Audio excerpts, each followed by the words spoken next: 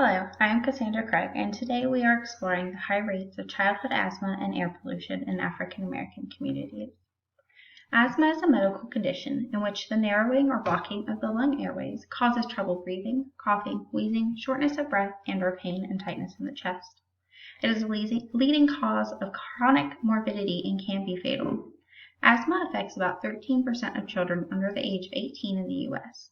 It leads to more than 2 million emergency department visits and accounts for more than 14 million missed school days each year. Some children are disproportionately affected by asthma and suffer a greater number of long-term health outcomes due to the environmental injustices of poor air quality and high air pollution in African American communities.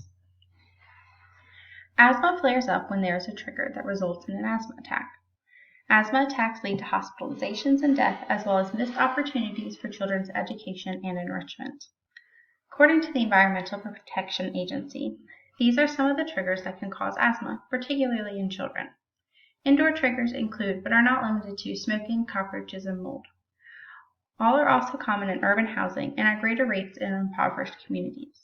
Outdoor pollutants also make up a significant part of asthma triggers. The Air Quality Index indicates when it is safest for children at risk to play outdoors.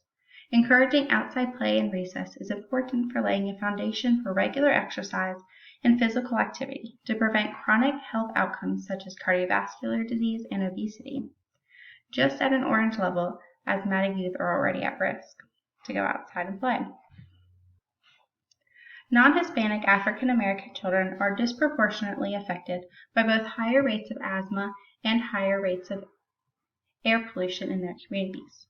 Due to decades of residential segregation, African Americans tend to live where there is a greater exposure to air pollution, resulting in the higher rates of asthma and asthma-related emergency department visits and premature death.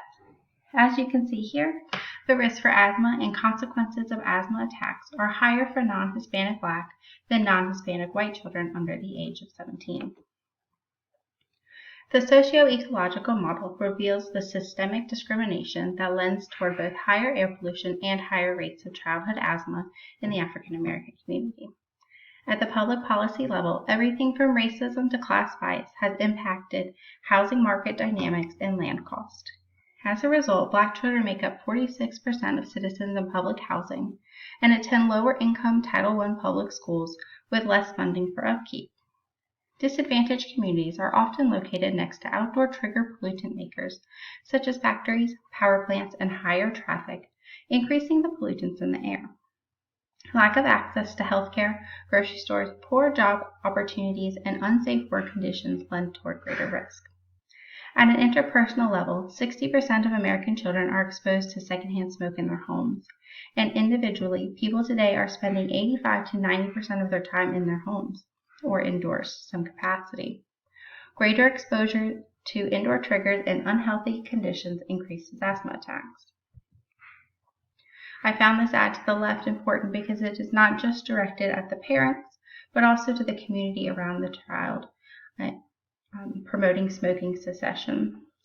This brings me to the solutions that need to be implemented in order to bring these high rates down. And to look back on the ad, it will be a community effort.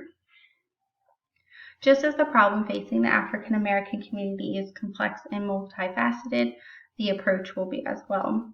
While systemic racism and discrimination must also be addressed, we can work in tandem to change the way the physical landscape of the distribution of the population looks and the places in which these children are frequenting. I personally believe that the reallocation of funds for schools is key to many problems faced by disadvantaged children. Gerrymandered districts that skew the income tax being distributed to our school systems do a severe disservice to children. With equal distribution, not by politically drawn lines, we can work to promote safe, healthy places for students. Children spend large portions of the early years in these institutions, and it needs to be a clean location with plenty of outdoor opportunities for fresh air, healthy foods, and quality education. This is just a small cog in the wheel of how to better asthma outcomes for children in Black communities.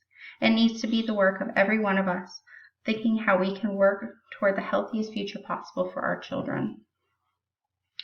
I believe every child also has the right to have an advocate or to learn to be one for themselves. There are a number of resources for children with asthma. However, I did discover in cursory image searches there's not a great variety by race and ethnicity.